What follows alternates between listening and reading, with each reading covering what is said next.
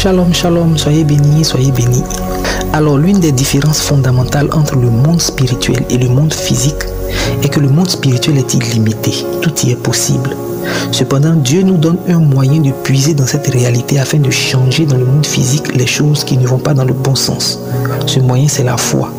Malheureusement, beaucoup manquent de foi et se retrouvent pris au piège comme tous ceux qui n'ont pas Jésus dans leur vie.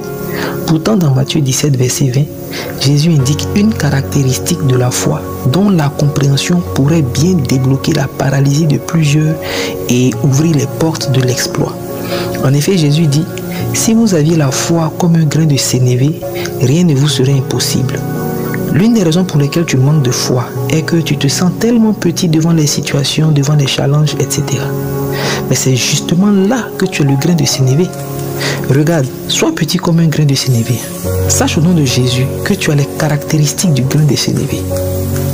Il est vrai que tout comme toi, il est petit, vraiment petit, voire insignifiant.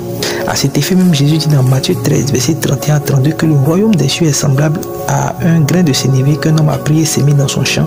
Et il ajoute, c'est la plus petite de toutes les semences. Jésus lui-même a aussi quelque chose qui y ressemble à ce qu'il est dit dans Ésaïe 53, verset 2.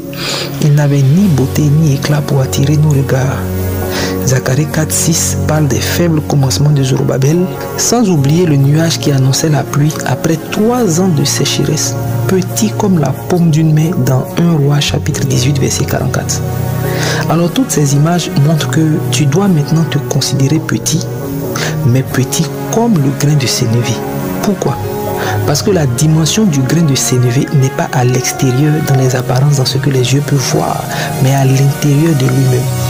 Derrière son apparence insignifiante se cache le plus grand arbre de la forêt.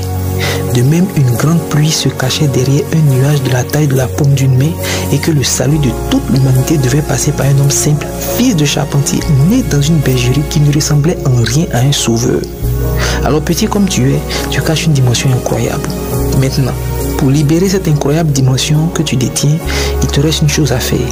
En effet, Matthieu 13, 31 dit que la graine doit être semée, elle doit rencontrer le sol et ensuite pousser.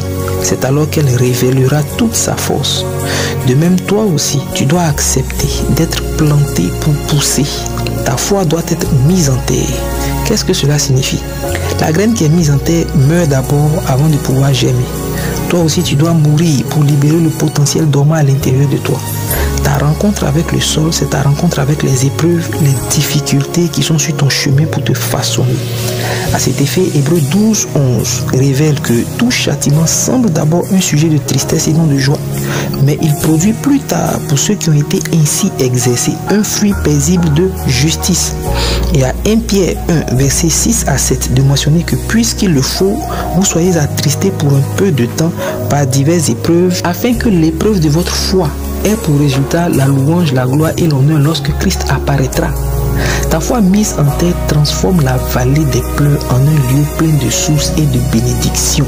Psaume 84, verset 7. Cependant, être mis en terre a un autre sens que mourir.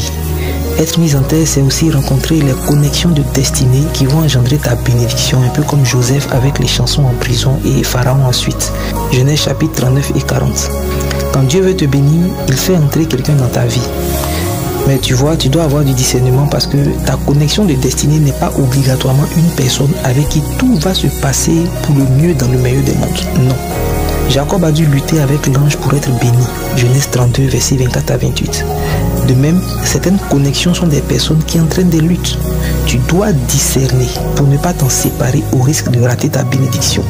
Enfin, être planté, mourir et ensuite pousser pour finir par devenir le plus grand arbre de la forêt est le symbole de la foi plantée, dont la mort signifie l'absence de résultat dans l'immédiat. Tu ne verras certainement rien au début comme résultat, mais tu dois continuer parce que c'est un processus. La graine germe après avoir pourri au préalable pour finir par donner une plante qui va devenir un arbre jusqu'à donner du fruit. Alors sois patient et surtout assuré que ces échecs que tu vois au début sont simplement des pas vers le miracle tous les jours. C'est pourquoi je prie pour toi au nom de Jésus. Reçois la foi.